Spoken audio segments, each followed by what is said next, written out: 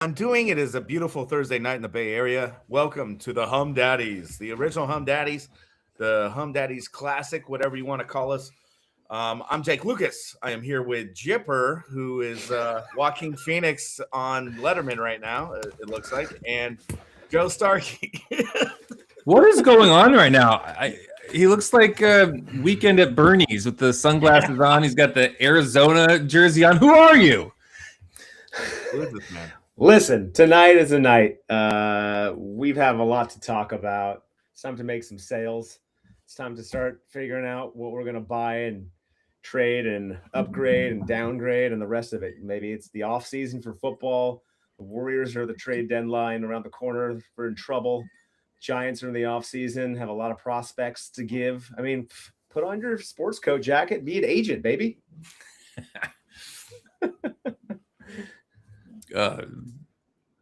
Jake Jake's got an amazing pause. Just incredible. Amazing freeze. All right. Well, hey, listen.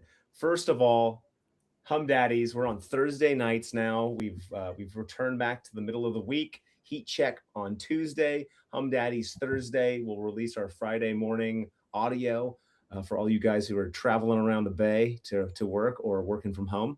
And with that, we're going to let you know who we're sponsored by. Joe, Simon Knight and Edward Jones. Listen, your finances are in trouble.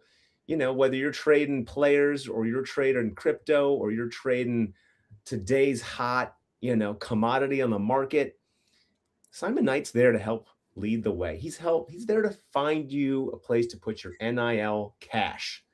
510-365-2371. Simon Knight at Edward Jones, 510-365-2371. I sure like to see Simon Knight at this Sunday's event. We got a big AFC NFC Championship Sunday at my favorite bar, the Kingfish. I'm very excited.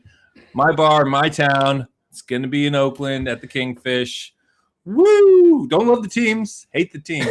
Hate the teams. Hate the teams. Too. Love the bar. Love the bar. Hey, listen, we're going to meet you halfway in heaven and hell. What do you love about your Kingfish? Like, what I have been there a few times myself. I like the bar. It's very rustic, but like, what draws you in, Joe? Because we know it's your bar. You've been living for the opportunity, by the way, to have the private room upstairs, which is what the Hum Daddies watch party will have if you decide to come out and hang out. Free tickets. It'll be a first time experience for me at the private room in the back. It's kind of like almost like an Airbnb adjacent to the back bar of Hum Daddies. I got the great, not Hum Daddies, we're the Hum Daddies at the Kingfish. I mean, that's how much I think of the Kingfish. It feels like one of us. They have that outdoor bar in the back, and then just adjacent to it is that those extra suites. So we'll be hanging out there. The reason I love the Kingfish, there's many, but I'll start with this. It's the first bar I ever went to. So whoa, might not have been of age. Maybe not. We'll never know. But childhood stories coming out. Yeah, some nice young lasses wanted to go out, and they said, "Hey, let's go to this bar we know." I'm like, we can't go to a bar. Anyway, we ended up there at the Kingfish. Didn't know what was going on. It was like a very low ceiling in the front there. They had the free popcorn. And what I remember from that first time is they had a ticket stub on the wall, and it was from a game that day. It was a Friday night, and they played day games at Wrigley Field. So there was a ticket stub from that very day against the Milwaukee Brewers on the wall. And I was just like, I thought I was in heaven. I couldn't believe it. Somebody was at this bar tonight, was at Wrigley Field earlier today. There's no way. So, it's been a special place ever since. They actually picked up the bar and moved it across the street. It's such a cherished venue that they wouldn't, start new. They just brought the box over and moved it across the street. They got the old Harmon gym floor from the Cal Bears basketball team is the floor there in the front bar. And it's just a magical place full of memories. I think it's 100 years old.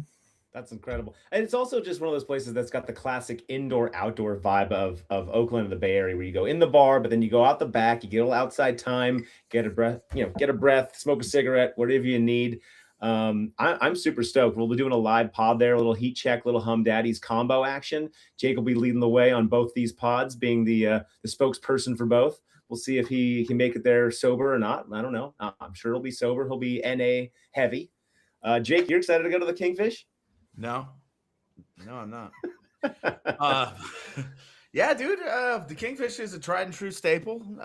So many memories there. Starkey and I saw Game 7 of the Warriors Sacramento series. When was that? That was the championship year, no? 2022, or was that? No, that was a year later. When was that? It was a year later. Year later. When Steph went for 50 in Game 7. Yeah. Yeah, we saw that game there. It's just me and Starkey bellying up to the outside bar there, and that was a hell of a memory. We went definitely there some 2022 Celtics championship game. I think you were there for that. Yeah, for sure.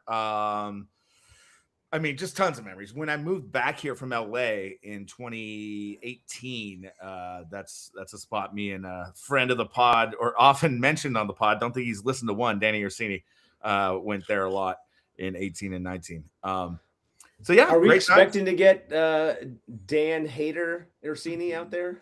Yeah, he's going to be on call for work, but he said he's always dreamt of renting that room we're getting. As have I. Yeah, so if you see a gentleman in a highlighting, what do you call it, vest, like you're a road construction worker, that's our friend Danny. Be nice to him. Safety vest. Mm-hmm. Yeah, safety vest. Maybe we'll all wear them out and just kind of make it a YMCA experience. Yeah, maybe Devo-esque. They wear some bright colors. They're known to rock those. Has anyone talked about our financial advisor when I was gone? Oh yes. It's covered. You want to give it another round? A little extra bonus? I'm good. What the hell? Dude, I just got Sonic Internet yesterday and it freezes up on me right away. What's that about? It's supposed to be like 10 times the power of Xfinity. So do better, Sonic. Jesus. But gave you the ghost town. Yeah. Well, yeah, no, I'm excited. I haven't been back there in quite a while, and to do another live pod and have friends locally that other fans of the podcast come out and meet. It's a great opportunity to mix and mold together the cruise. You haven't been there in so long. You're calling it Kingfisher. Was that just a typo? Was that an autocorrection? That was me calling out John Fisher and really hurting the whole. No, there's a bird named Kingfisher, so I think you were getting. Just like auto text. Maybe it was like the mallard or something like that. I felt so involved that every bar in the Oakland is named after a bird. Jipper's gonna jip. You know that. Yeah, Albatross too was a good one, but that would have been walkable for me, but it closed down during COVID. Oh, Albatross. Yeah, they used to play like board games and dart games and all kinds of stuff there. That was a fun one. Don't take away all this. At one point, I was hoping for us to draft the best bars or sports bars in all the Bay Area of what are left now, seemingly. But we'll get to those someday.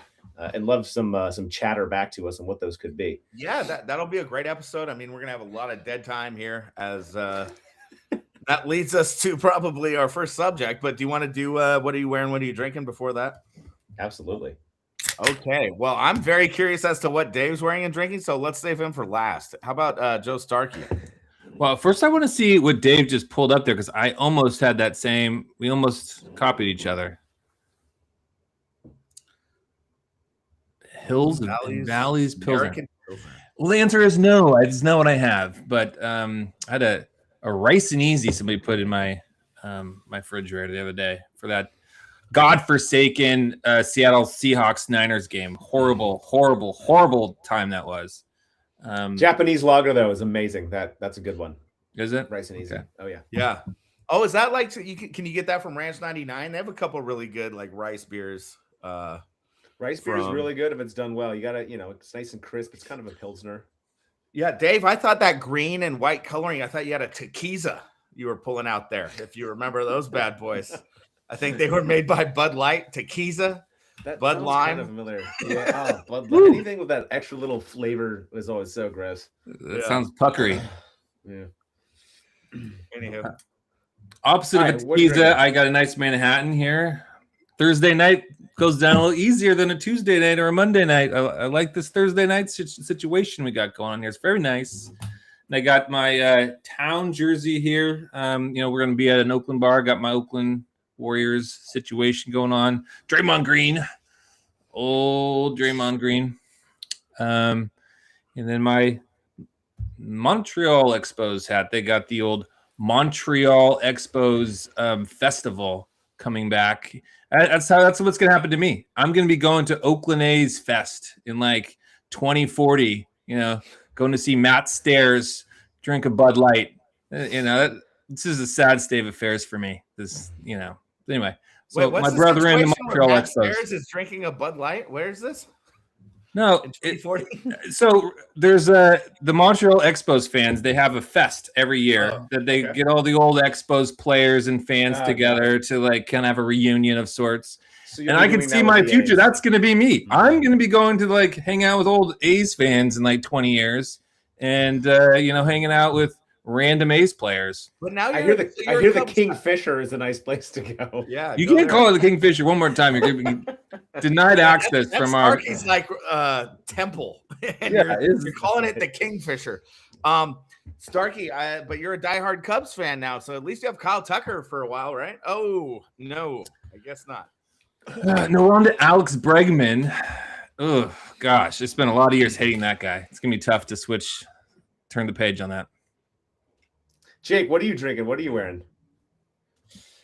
Well, I got some water and I got my Michelob, nice bottle. And more importantly, what am I wearing? Ghost Town is a great Bay Area brewery that I've frequented before in Oakland. So they hooked it up with a free hat. Hopefully that comes with, a podcast from their place. They have a couple tasting rooms, or I guess, what would you call those? Drinking rooms. Tap rooms. There you go. And the only team that's relevant to me at all in football left are these guys. Flying Elvis, number 11, Drew Bledsoe. It's Drew Bledsoe. Good stuff. So, yeah, for those who don't know, I had a long period of being into the Patriots as my AFC team. All of a sudden, they became like the most winning and hated team ever.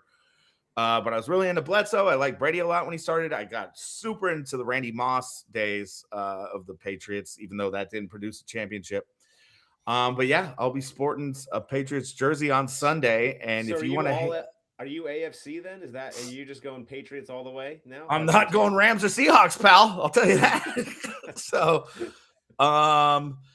yeah, I was really into the Patriots, and I had a lot of fun rooting for those kids. And I love those offenses back with young Gronk and Wes Welker and Edelman, and obviously Randy Moss, who's one of my favorite players ever, if not my favorite. So I'm repping the Pats this week, fellas.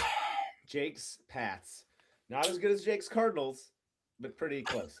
So who do you fellas hate less, I guess is the way I'd put it? The Rams or the Seahawks? Who do you want to win that game? Yeah, dead silence. No, yeah, they can't both lose. I mean, I think the Seahawks really earned. They beat the s out of us. So you got to give credit where credit's due. And seeing as the Niners with B team offense and defense beat the Rams, and the Rams almost lost the Panthers. Rams almost lost to the Bears. I don't see how the Seahawks don't just wax these guys. So, I mean, I think the Seahawks will win. I'm not a fan of neither, but I give credit where credit's due. The Seahawks own the current Shanahan and Purdy Niners. And so that's why I kind of don't want to root for the Seahawks, is because of that. Because if they keep feeling all confident, then they might just rip off 4 Super Bowls and then just rubber nose in it forever, because they have the talent to do it. And that's when I'm like, maybe if the Rams win one more and Stafford is getting ready to leave and then the Rams fall apart for a little bit, I can live with that. Or at least, maybe don't win one more, but win this game. I don't know. It's hard. I don't want any of these two teams to even have any shot, but one of them is going to the Super Bowl in Levi, which is just an awful thing. Oh God. Jake froze again too. That's too bad. All right. Well, Jake's gone. I'll do what I'm drinking and wearing. So first of all, back to field work, as I went over there a couple of days ago and grabbed a bunch of beers and American Pilsner. This one is actually pretty juicy. I'm usually used to Pilsners being a little more on the lighter, crisp side. This is just, it's luscious. Really big fan. And then what am I wearing? Well, listen, guys, we were joking around. I was kind of joking that I wanted us all to show up here in some nice, sports coats. and put on our best sale job because we got to sell Jonathan Kuminga. Someone's got to figure out a way to get this guy off the team. Someone has to tell Steve Kerr to play him every game for 30 minutes the rest of the season because when Kerr is gone and we still have Jonathan Kuminga, it ain't going to be bright lights in San Francisco. So I got my Andre Iggy on, repping a little bit of Iggy, just because I figured, maybe the best place to trade Jonathan Kuminga is to a college team at this point, because it seems like most NCAA teams can support a player of his caliber. He's never gone to college before. I know that's not part of the rules. Maybe they'll change them, and we'll have an opportunity to get some cash for Kuminga back into the NCAA. There you go. That's my shtick tonight. Well, I mean, Jonathan Kuminga is such a pain in the ass that Steve Kerr might retire. That's the new news, is that he is one of his assistants speculated that this might be his last year, which I would just be devastated. I love Steve Kerr. He's a staple in my sports world. I mean, there's Steph Curry and then there's Steve Kerr. That's kind of the pecking order. I'm wearing the Draymond Green tonight, but Steve Kerr is it, for me. And that is shockingly scary news for me. I don't, we've been so lucky to have that guy at the helm for 10 years. And we're taking it for granted. We just take it for granted because we have Steph. We assume as long as Steph is there, you expect Steve to stick around. And that's not the case, to your point. Steve's got his own prerogatives. He's got a lot of championships. He's got other things to do. And if this team is flailing and if Lacob is forcing the hand of Steve Kerr to do things he doesn't believe in, then Steve will leave. Simple as that. Right? I mean, I think Steve does whatever he wants to do. He's got 9 rings and he just is, nobody's going to tell him what to do. So I don't even think that's it. I think he's just sort of not loving it right now. I don't think he's enjoying this situation. I don't, Steve Kerr is not here just to make bucks. He's already made the bucks. He's got the rings. He's got nothing to prove. He's here for the love of coaching and the enjoyment of getting better. And I think he's stalling out. I don't think he quite sees a future in the love of the game right now. So, hope that changes quick. I don't like it. I mean, that's one of the hard things for a lot of these older coaches that have been around the block and have seen all of the great teams and have seen the chemistry that makes a great team, have worked on it from scratch, have played on it. And Steve Kerr's done so many of these things. He's been on so many great teams. For him to see mediocrity and also see that no one can really pick up what he's putting down, I think he's going to struggle with why am I going to continue to struggle and try and teach someone who can't learn or doesn't have the aptitude, perhaps. That's what I see happening right now, is that, maybe these guys are passionate about basketball, but not in the aptitude, intellectualizing the game to be, at that championship level versus I'm really here to just be good enough so I can get my paychecks and move on. I know that's not all the Warriors. But I certainly believe that some are less focused on being championship level than others. And we have those guys. We just lost, obviously, Jimmy Butler to a horrific ACL injury. Just one more Bay Area sports hero, not hero, but sports superstar who just drops. And it's pretty depressing. As a first as a 49ers fan all year, now as a Warriors fan to get a dose of this. You hope that Jimmy can come back sooner than later, but in the meantime, all you can do is speculate what are the Warriors going to do to try and prop up a team that's not good enough to win a playoff series right now. Well, speaking of not good enough to win, I'm just looking at the score. They lost to the Mavericks tonight, 123-115. Curry with 38 points, and it looks like our guy Kuminga has a knee issue that he came out of the game with. So. God. Just fucking shoot me now. It's one thing after the shoot me now. Knees. We should have stuck with our sit-em program where he just sits on the bench, and then we have a little bit of trade value there. Now we try to play him and gets freaking injured. Let's see how Clay did. Clay play? Big 6 points for Clay Thompson. Okay. Huge. Anyway, this is a bad trend. They lost to Toronto. Now they're losing here or they lost to the Mavericks tonight. So it doesn't look good, fellas. So we had the huge freaking loss to the Seahawks, 41-6, I believe. Gosh, that's embarrassing. Then immediately after, we have Jimmy Butler getting injured and ACL out for the season. So. Kerr talking about retiring or not coming back next year. So it looks bleak. Looks real bleak. I don't know. What do you guys think? Well, first of all, I just want to say, hey, Sonic, this better not be the trend. Okay. I just replaced my internet yesterday on my wife's discretion. Joe Starkey gave a positive review to Sonic. We pulled the trigger, and right now Xfinity has it beat out. Okay. I don't know if it's because I didn't restart my computer in time, but weird. Anywho, Sonic the Hedgehog. Yeah. Speedy. Yeah, and what's going on with Ray Charles over here? Excuse me? You. Yeah. What the question? Yes, Hum Daddies. What is there to do with Jonathan Kuminga? What do we do with the Kuminga problem? Well, today that loss was He's gone brutal again. because Draymond lost. Wait, you're back. You zacked on us for a second there and went a little pixely. Oh, okay. Country. Well, shit. All right, we man. might not have Jake for this pod. Yeah, Jake, you might have to retire. Thanks, Sonic. Love you. Can you bump off your phone perhaps this evening? Spitting image of Mr. Jacoby. At least he's better than last time. If we can get him back, I would like to go through. He's making his way. Right. So I figured we'd do a formal 49ers autopsy here. Sure. And the way I'd like to go about doing is I have 3 clips from the press conference post end of season, and 3 clips that I'll play for you, give you a little bit of the question that came in, and then we'll kind of talk about what we kind of feel like that means for the outlook of the team this year or next year and what happened this year. I mean, it's a little bit of a remembrance because this was not a season to be forgotten. There's a lot of great players on this team who may not be playing next year, who only have a few seasons left. And there's kind of a trajectory that this team is going in, hopefully in a positive direction with a lot of great draft picks that they had this past season, some of which got hurt. But for the most part, I think a lot of those guys played pretty well. So, things are trending up in some areas, down in the others. And, it's going to be a hills and valleys for the 49ers coming up. And I don't know if we're going to get Jake back. Well, yeah, before you get into that that tape there, Gypsy, I want to reflect on how great of a season I thought it was for the 49ers. I have the bitterest of bitter tastes losing those 2 games to the Sea Chickens week 18 and then the divisional round.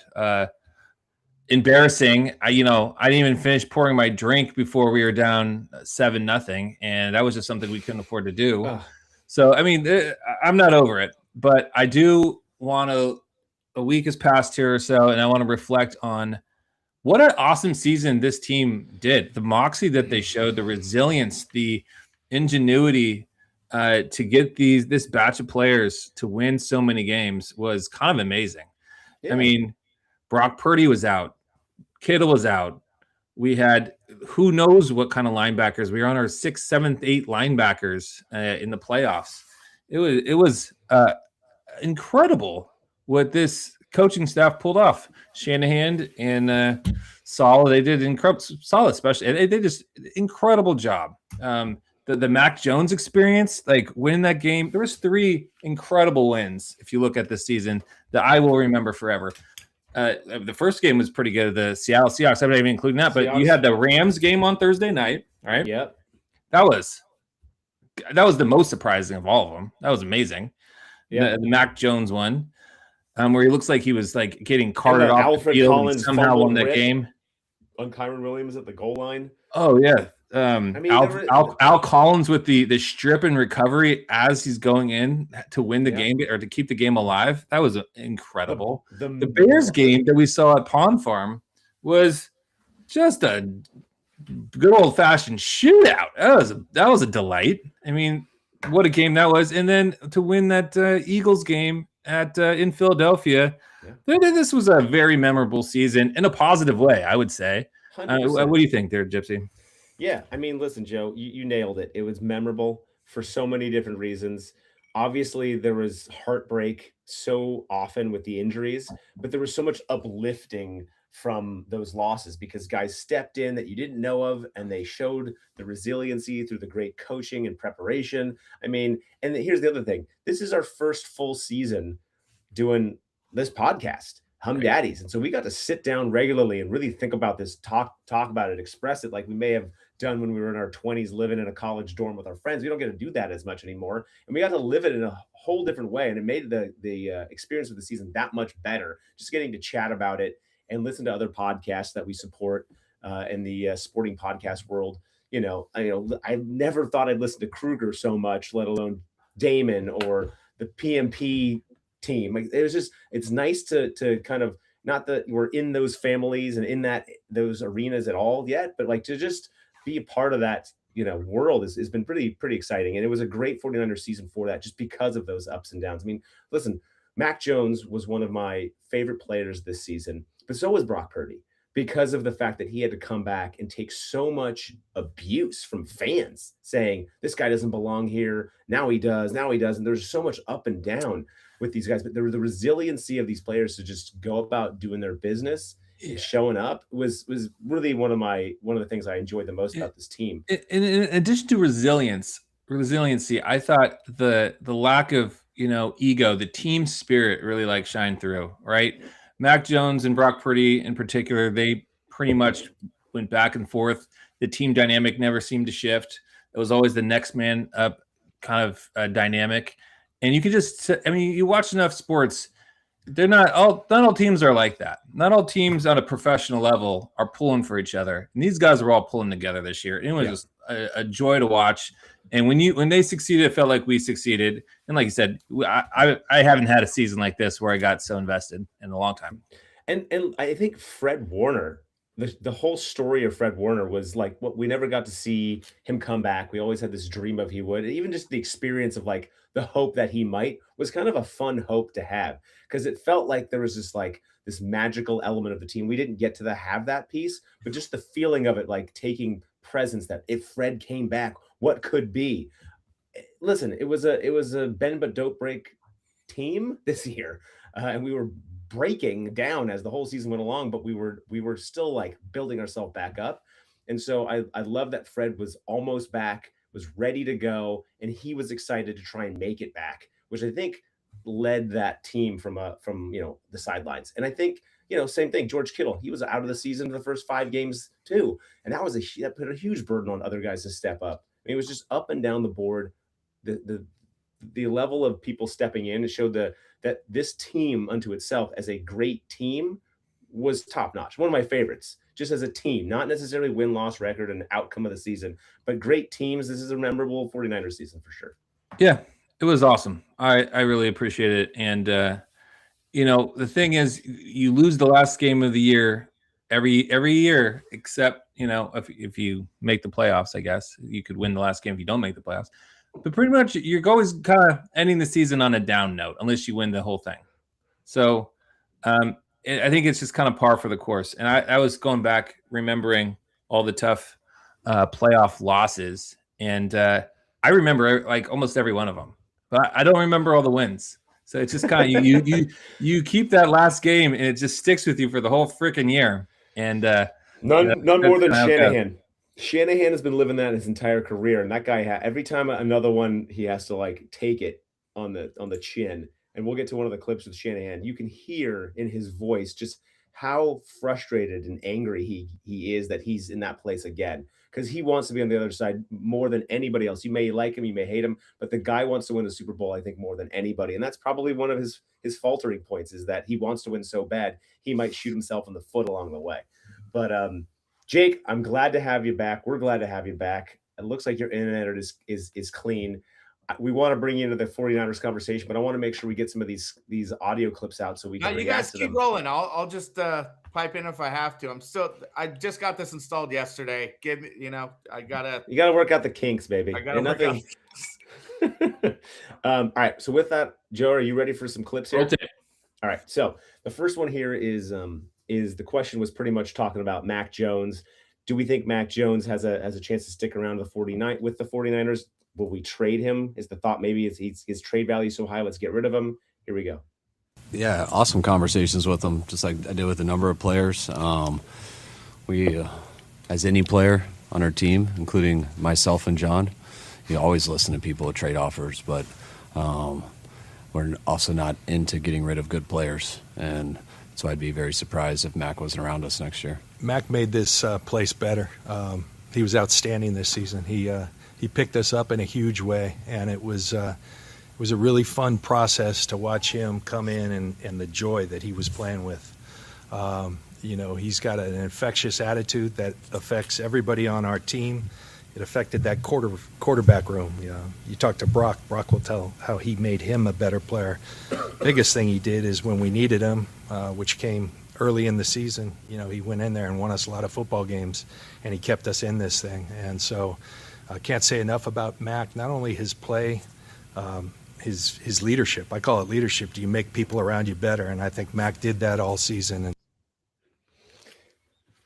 Joe, Jake, I want your thoughts. Is Mac coming back? Are we going to trade him? Is there any reason to trade him? Is his value that high? What do you guys think?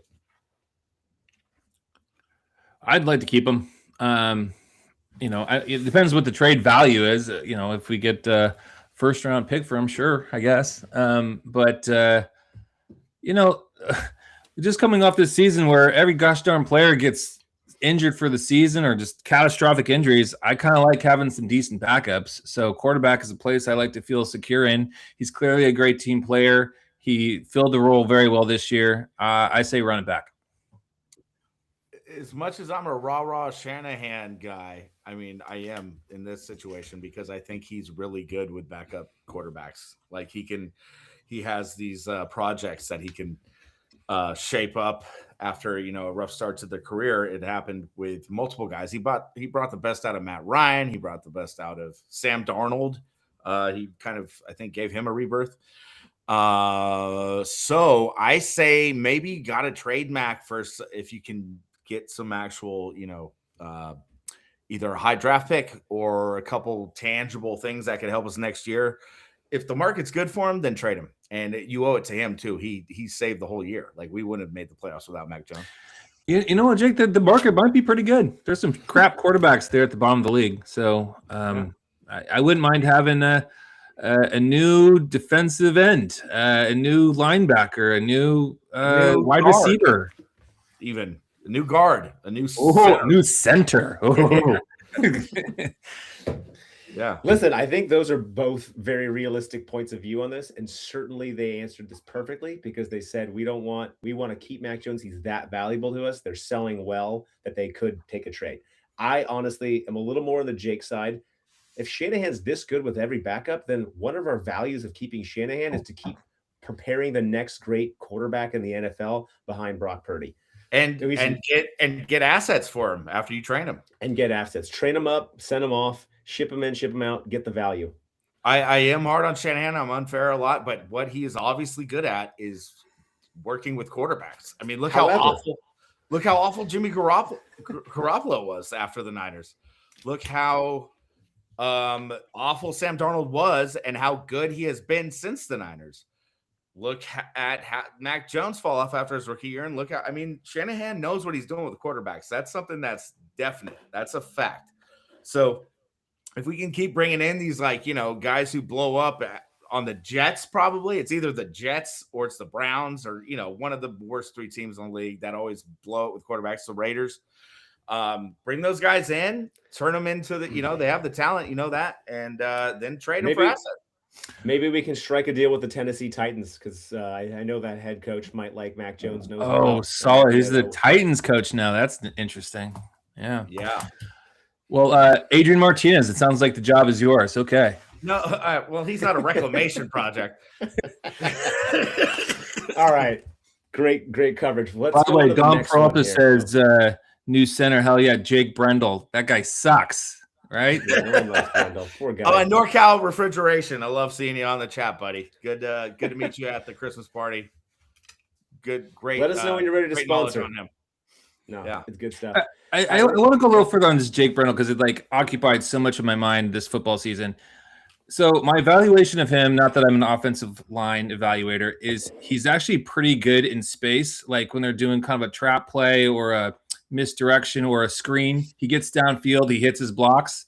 He's kind of mobile. But when you're trying to run the ball up the gut, the guy gets pushed around like a rag doll. He's just, we couldn't move the line at all. Short and, third and short or any short distance. We had to like do some kind of misdirection or screen pass. We couldn't.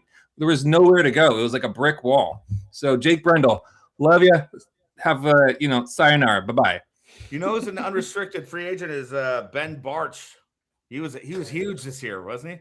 Oh, that guy. Well, he's on our paper mache team with Ricky Pearsall. That guy's really not fond of the electromagnetic field. Great segue. Here we go. Next clip.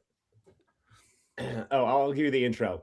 So the person asking the question was pretty much saying, Ricky Pearsall, listen, what's going on? Did he train enough? Was he prepared for the season? He just didn't hold up.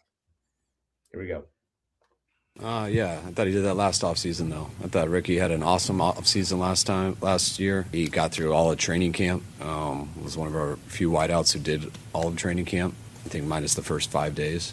And I thought he went into the season as ready, much more ready than the year prior. Added some weight, was able to get through a training camp because he did train the right way. And that's why I thought he went into those first few weeks of the season ready to go. I think if you guys saw the film or you saw his stats, the stats did match the film.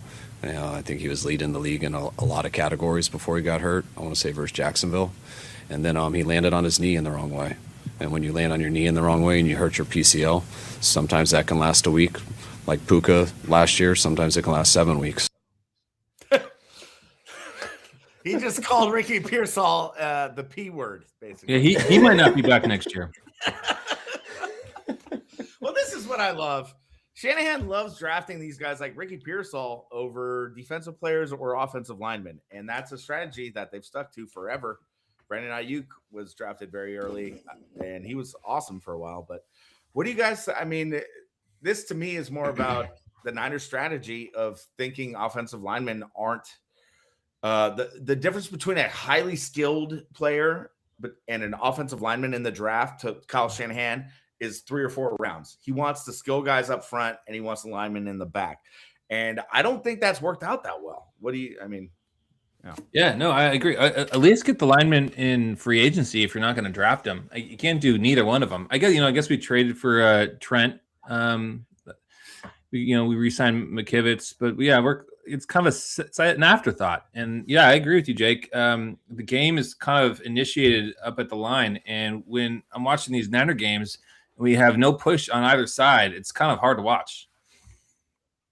I will say this. I agree with Shanahan, what he was trying to present in that Ricky Pearsall is a skilled player that can produce. He did produce and has produced. This is only his second season when he's healthy. Well, what you can't know, film won't tell you, is how a guy is going to be in the NFL when it comes to taking hits and getting beat up and having to get up and play after play. And Ricky Pearsall has not proven he can get up and keep playing. And, the PCL injury is real, and you don't know how much you can, it's a pain threshold thing along with, just your physique. And, did he get too much weight on his body? We've talked about this before. Did he get too muscly in the offseason, train too much, and now he's carrying the weight around and is banging around when he needs to be a slender wide receiver? I don't know, but you won't know that in a draft until the guy's on the field. And so how do you figure out toughness from the draft? That is something that the Niners need to be focusing on, is the toughness element, because I'd like to have more of those guys on the team, because those guys like the Jennings of the world, we need to have a few of those guys on the Niners team moving forward. Yeah, the durability. Yeah, and I mean, but also it's not only that I don't get, like you said, Joe, to second my point and then to go on your point, similar points.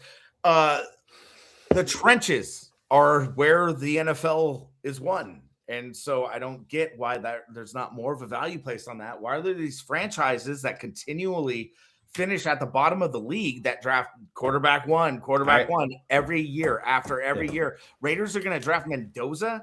Like, you don't have an offensive line. How is that going to help anything? You have a top running back and he can't get, find a hole.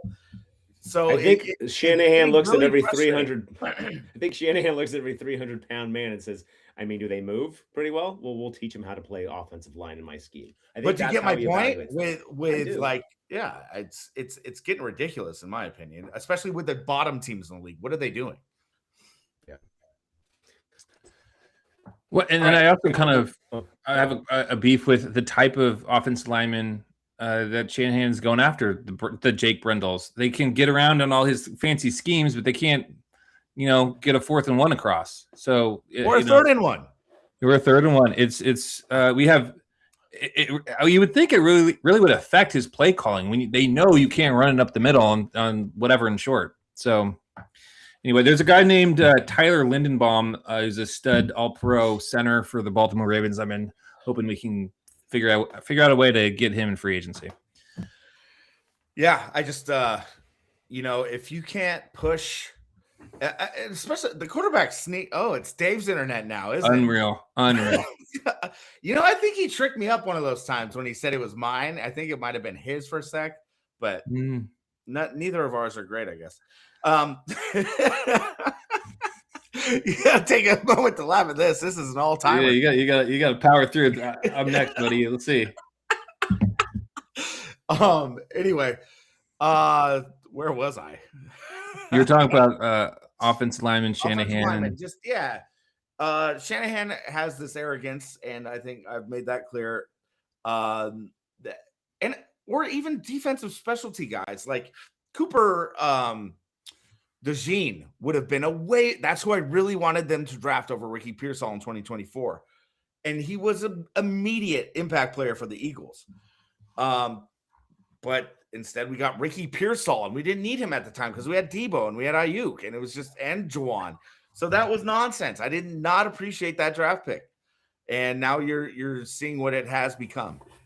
How's that internet, Dave? Huh? Choose on the other foot. Man.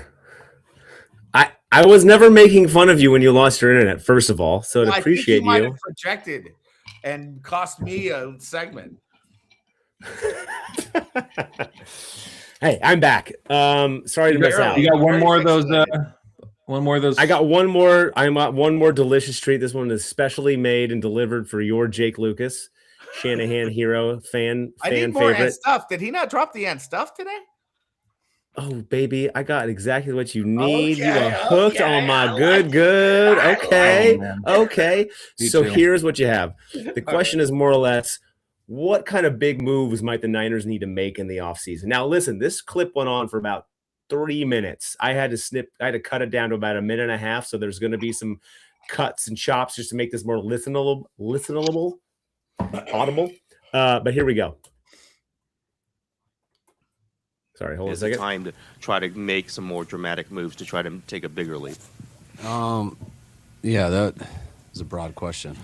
I mean, last year was a huge challenge. How we've salary cap wise and what we've gone for numbers of years. That's why when we did have significant injuries to some very good players, it was more daunting. That would have been in years past because the guys we would have hung on when you lose a guy like Fred or you lose a guy like Nick, those guys we lost because of free agency and stuff that we had to do because of the previous year. So yes, if you would have told me that we lost those guys before the season with what we were going into, I wouldn't have expected us to have the record and stuff that we did.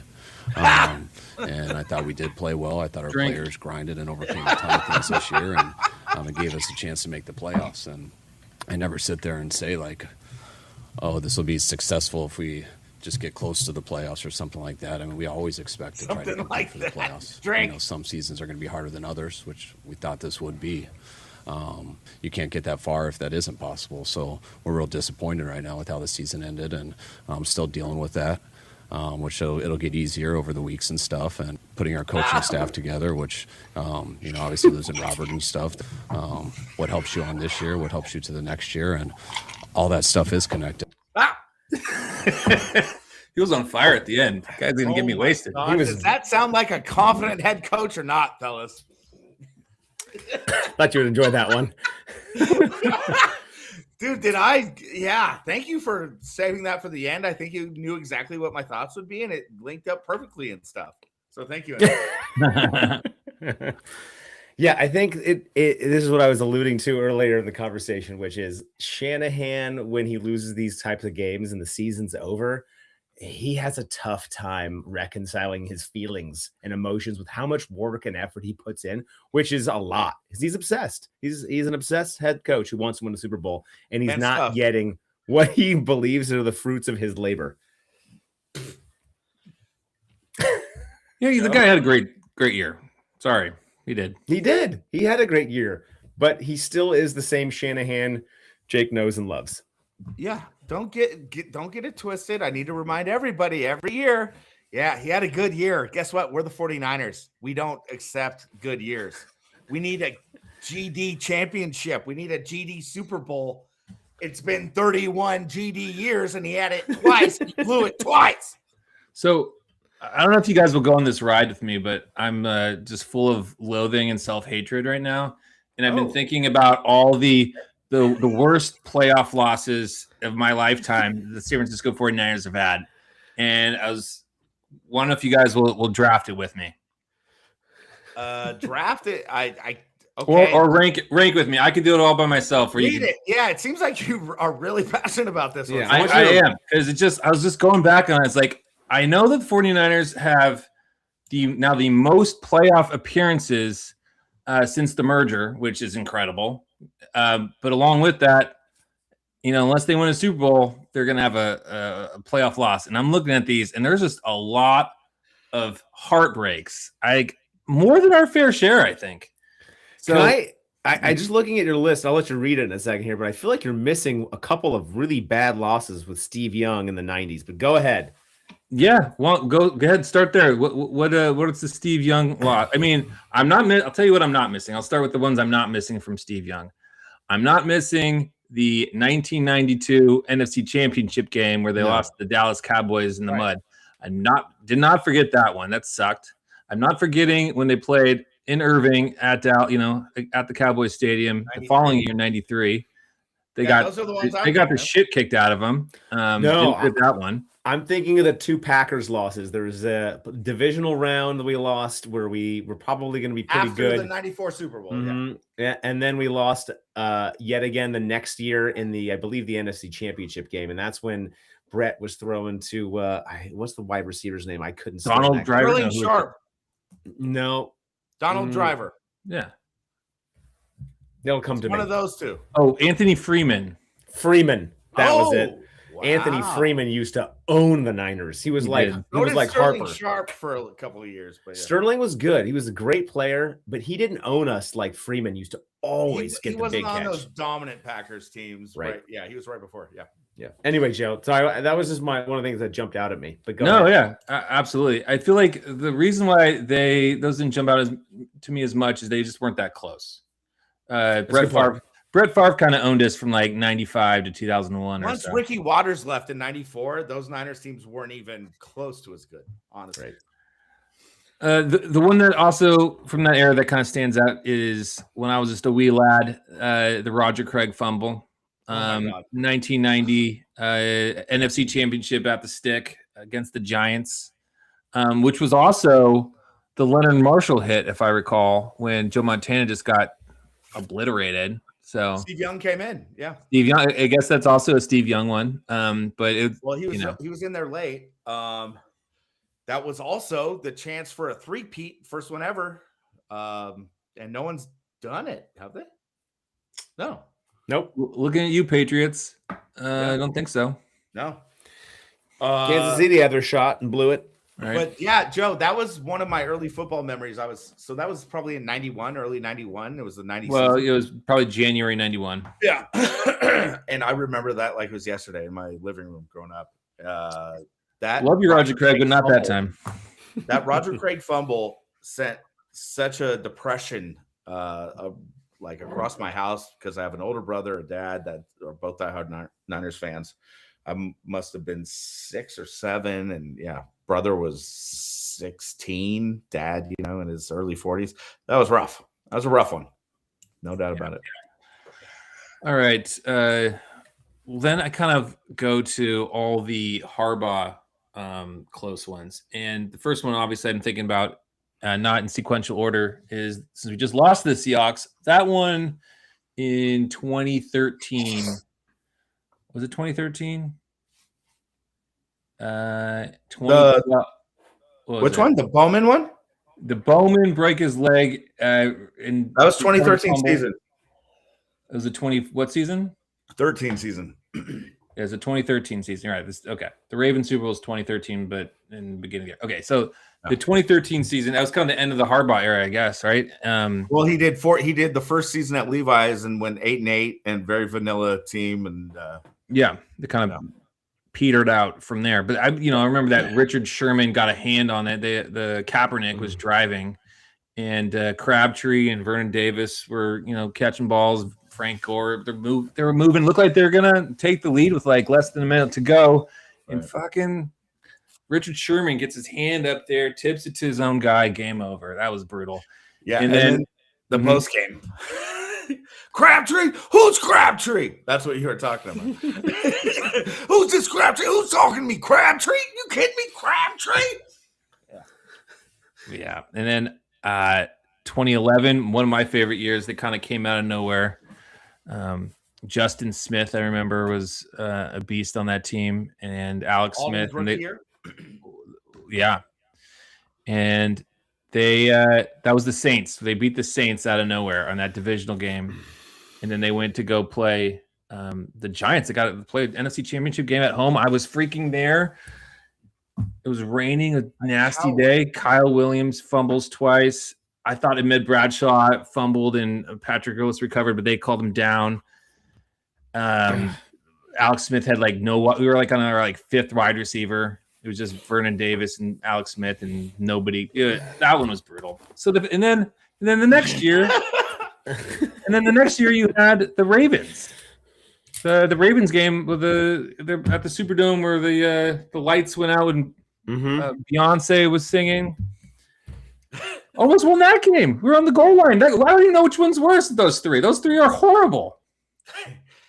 The Harbaugh era not having a Super Bowl it feels like a saddest things, and it's close to the SF Giants early on when they moved here with Mays and McCovey, like that 62 World Series. Yep. That they didn't beat the Yankees. That's how good that Niners team was, 11, 12, 13. And the 93 Giants, Will Clark, there's so many, and 02 Giants. The Niners luckily haven't had 23 Niners. That's another one, but they haven't had the sob story as much as the Giants. And that's why it was so amazing when the Giants finally won, because the Niners were the first team to put the Bay Area on the map for championships. I mean, the Warriors won in 75. No one cared about the NBA back then. They played in San Francisco. 81 Niners created San Francisco after. I mean, it already had the drugs and the rock kind of reputation. Well, also, Jake, sorry to interrupt you, but the Niners are the only Bay Area team born and raised in San Francisco until they left to go to Santa Clara. Well, so that's a meaningful franchise. Yeah, I'm an actor, and I shot a scene in Kezar, and it was so cool to just think of my uncle who went to Oakland Tech was a fullback for John Brody's Oakland Tech. And to think of John Brody playing in Kezar, it was crazy, man. That was super cool. Feeling those vibes. It's a Niner city, even still. Yep. I won't belabor this anymore, but the other one that I kind of think about, which is the closest one we probably had, was the overtime loss to the Chiefs, which, as hard as this season was to win every game, all the injuries and overcome all this adversity, it's just and you look up and you're like, gosh, it's still a ways to get to that Super Bowl, to get to that Lombardi, and to think of how freaking close we were. Who's been that close? Not too many teams. And we're stacked. We're the most stacked. I put 94 and 23 as the best paper rosters the Niners have ever had. Greenlaw injury, I think, was and the fact that and I got to interrupt you. 89 is really good. Yeah, but on paper, 94 was basically 89. Just substitute Joe Montana. I would say 94 is the best, but 89 is right up there. Yeah. I mean, well, they're the best actual Niners team, but on paper, sure. Okay, let's add 89, 94, and 2023. But listen, 2023. 23, we didn't have Greenlaw for most of the game, and Kittle came out for the second half, I think. And so, No, listen, he was getting shot up. Him and Debo were getting shot up. yeah, but you're not the same. No, I understand. Yeah. I understand. We had a McCaffrey fumble early. Okay. And then we started the third quarter with 3 Brock dropbacks that made no sense after we ran the ball very well in the first half. Anyway, and the fourth quarter was mismanaged. The overtime was mismanaged. But what are you going to do? That was the best, as an adult, that was the best 49ers team I've ever seen. And I can't believe they dropped the ball. Squandered it. Squandered. But goddamn Patrick Mahomes. You hijacked the show with this. It's a very passionate topic. Well, I mean, we need to get out. I'm coming to realize that yourself. We have the Seahawks is like not even top 20. Like, you know, kind of small potatoes.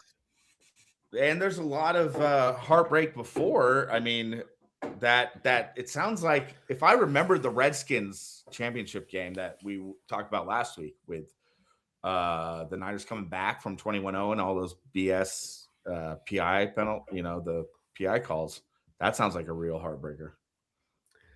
Yeah, well, I mean, I'll recap it real quick. I didn't watch it live. I was 0 years old, pretty much.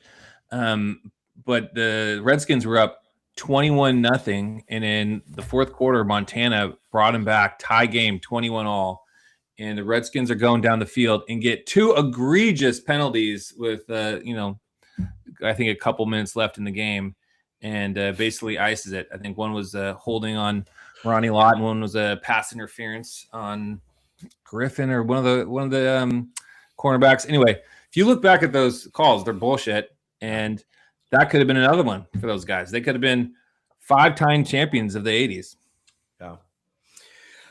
Yeah, I don't know. I mean, are there any early 2000 ones that, like Mariucci days? I think most of those were either won or we got blown out in the playoff.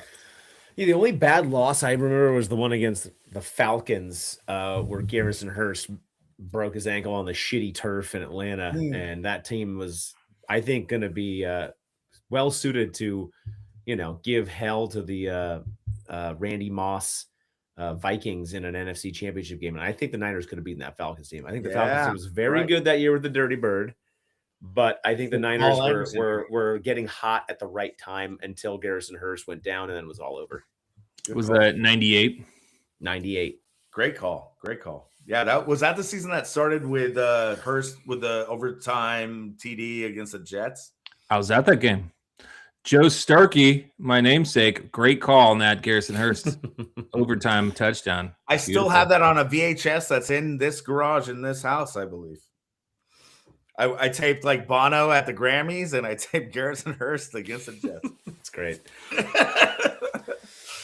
Speaking of being a child, I think it's time to do a little bit of, what have we been doing as daddies? It's been a while. We feel like we've been in Ninerville for such a long time. We forgot we even had children. I know. I to all the women out there, including my wife, and I think all of our wives, the show was more enjoyable when we talked about women and shows and kids. And this whole Niners thing is. I don't think we've ever talked about women before, but certainly our children. We've talked about women. Sure. Only when you're going to go be a fancy lady going to the Sharks game, Jake. Oh. then he blew up on TikTok. Oh. It was in jest. Okay. I know it was a jest. I just like to bring it back for joke's sake. All right. Jake, what do you got? Yes, I got it on the head. So, funny story about our kids. I have a 3-year-old daughter and a 1-year-old beast of a whatever. I don't know what to call him. He's a nutcase. Joe has 2 kids. Dave has 1 and 1 on the way. So and that was announced. I didn't break any news there. No, that's fair. Okay. So yesterday my wife had to do a bunch of work for work after, work time. I picked my daughter up from daycare. I had to get my iPhone cleaned. I got the internet switched. I had 3 auditions, mind you. It was a crazy day, and I need to figure out what's going on with the upload speed here for this new Sonic. But anyhow, I took 2 my 2 kids to my parents' house, and I realized on the way, my daughter, my 3-year-old sweetheart Mila, just a little princess, would go, "Oh, come on!" Like if it was a red light, she'd go, "Give me a break!" Oh, stop it! And I was like, "What the hell is going on back here?" That's what my wife does when she's in the car with her, and I'm not around. My wife has road rage, and Mila mimics her questioning lights, questioning cars. What are you doing? What's going on? This is a 3-year-old little blonde girl. So that was quite a realization. That is chef's kiss there, Jake. I love that. Great one. Yeah, you got one on the old lychee there. I mean, their memories are so good and they're so ripe to sponge everything in.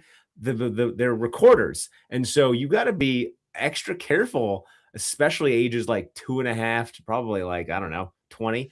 That anything you say, they could pretty much repeat right back to you. And so, especially when they're young and you don't think they're paying any attention, and they are. Whew. They are.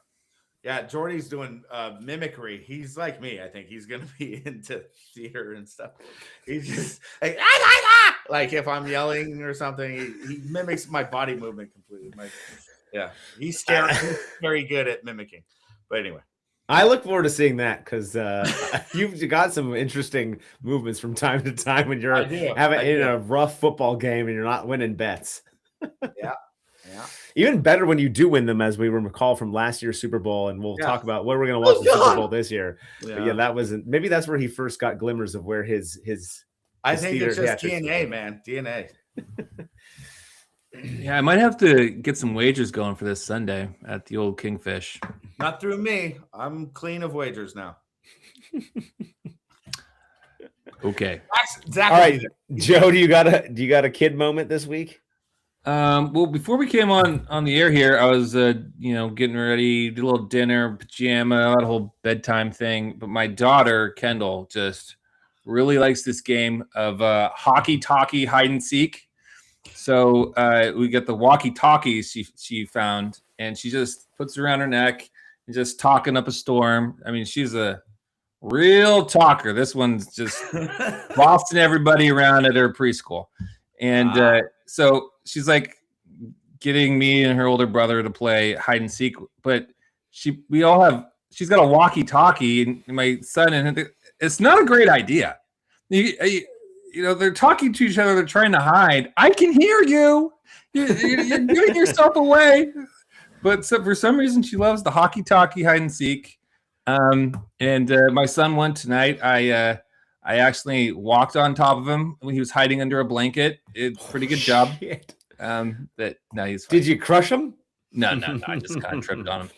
It was a good time. But yeah, I second your thought about how they're just like little recorders. They just remember everything. Totally. My turn. So yeah. Sure. So I for the first time in over 2 years got to have a weekend away with my wife, my daughter Adrian's. Okay, you still hung over from that? Yeah, right. That wine bus trip was fun. I was worried about you, Dave. No, I survived. It was like 9 o'clock. He's correct right away, Joe. Listen, the greatest cure for this is we got to a bar. He got real aggressive, guys. You get a double espresso followed by a Red Bull vodka. I mean, that just cleaned me up. I was perfect after that, and I survived till about 8:30. You're an animal. But you were scaring me half to death. You were like, 3 sheets at, it was like, what, 10 o'clock, Jake? 10 o'clock was his departure, and then 3 sheets by about 1. Yeah. It was looking ugly. Yeah, but hey, you seem like you survived. I posted a 49ers helmet in a giant wine glass with corks to our Instagram. Hey, that's right. I had to be telling. What is Dave up to?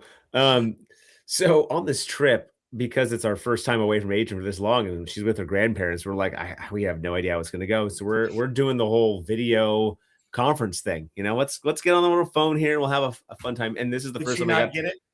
No, that was the funniest part is she did get it and she kept like, there's so Suzanne in there a little bit, then me in there a little bit. And then she kept looking at me like, Daddy. And she'd just be like, so eventually I got up on the phone and she would just be like, Nice. just constantly tipping her head back, laughing. Like, I'm like, am I just like some clown man to you? That's what I love to be. Yeah, I know. It was super endearing. And that's so cute. yeah, it was So very were cute. you, I mean, you must have missed the shit out of her since you haven't been gone from her that long. So I actually was going up to the Pacific Northwest for work early on when she was a little young baby. for 3 days, and I'd come back and I would visually see she looked different. I mean, you guys know just Yeah. as well as anybody that every day you wake up and you look at it, was like, you're just a little bit different today. Like you can see it, or they sound a little different. Whatever those little tiny gains are, Or they they're gained 5 noticeable. pounds in a night. Or like Jordy Elephant Boy, they all of a sudden have a they're snuffleupagus. All of a sudden, you're Kevin Green one morning. Yeah. I get it. So it was it was pretty special to see her, one, in that form, but two, she bonded so much with grandparents that was pretty that's cool, great, because yeah. I only had one grandparent, and to get to see her have 4 and get to bond with 2 right off the bat, and now she's like, she looks at the phone and is like, grandma, like she wants to like video call grandma. So it's really cute, and I'm happy about it, and it was a great 2 days or 2 nights by ourselves, I'll tell you. Yeah. And then you're having a second kid, and you'll never do it again, I guess. Yeah, you're once toast. you have those number nights, 2, buddy. Tito's. I was actually, we were chatting today, Suzanne and I, on our separate ways to work. I was like, that the next 2 to 3 years, we have nothing. Cross them off, nothing. pal. Just there's nothing to do except just survive. Just be in a romantic relationship with your wife. That's Yeah. what happens when you have 2 kids under 3 and under. Yeah.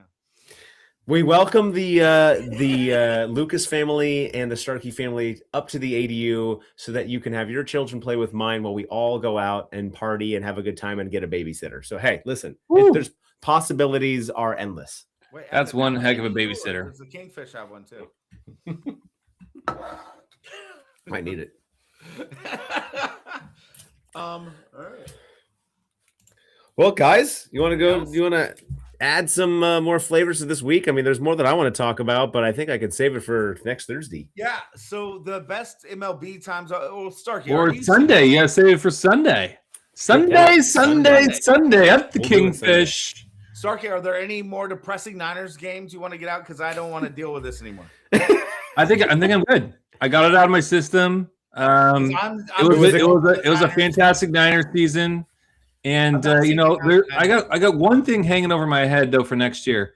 I'm just bummed George Kittle. He's not going to be a part of it. So, otherwise I think we look very strong. This young defense I think really came on, and I can only imagine they'll improve. I'm also going to miss Saleh. But other than Kittle and Saleh, I think we're stronger. McDaniel and Harbaugh teaming up. Yeah. Mike McDaniel. Is that what you said? Yeah. Mm-hmm. As Mike McDaniel has his OC now, Dave. That's going to be a pretty intense AFC West, as Art pointed out in the last heat check pod. Well, what's so intense about it? Just the Chargers are gonna roll. The Chargers, the Broncos, and the Chiefs make 3 tantalizing teams. Chargers will roll. Yeah, I like the Harbaughs. Yeah. Good shit. Joe, remember when we saw the yeahs try to back Muse and Beck?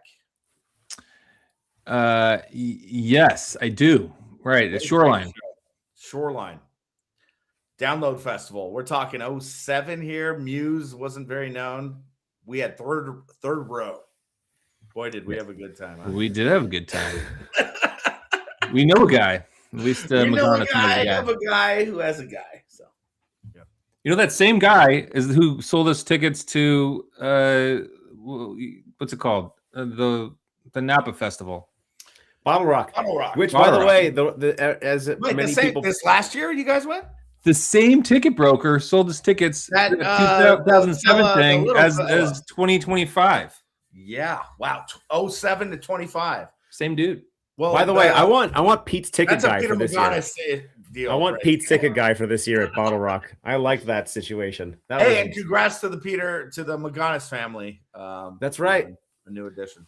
If January 9th. Great birthday. Great birthday. Great huh? birthday from Pete's Leo. birthday. I hope it all works out numerology with the numerology and everything, because Jordy was born 6/6/24, which equates to 666.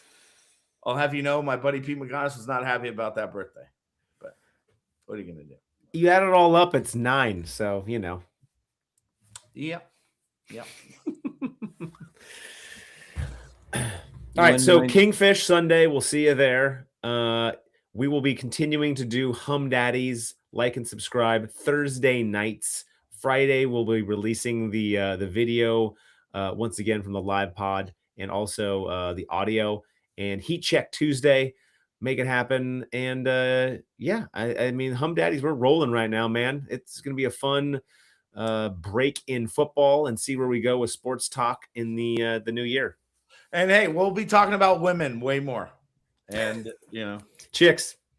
So None with dicks. what's the schedule for Sunday? Which game's first? so the first game's the AFC game. That's at 12. People can get to the Kingfish at 12 and then join us at 12:30. And the NFC game starts at 3:30. So that's kind of been the structure since the game. The Patriots won, and then the Niners lost to the Giants. It's gonna be a rough. It's gonna be a rough first half hour because I gotta rush in there and set up the entire podcasting shit. We'll get while you there's- early access, Dave. I don't know if we're gonna. It opens at noon, and that's when they're opening the door for us to get in there. So we can we'll do the pod a little bit after. We'll work it in there. Yeah. should We're be a going good to time. do a podathon, right? We're going to have a mix and match of the Heat Check and the Daddies. Yeah, we'll do some classics, and then we'll do a little round robin. Yeah, and a couple Well, of tournament our buddies, style. I'm sure we'll get in there. It'll be all good. Jay can't wait to not be on TV.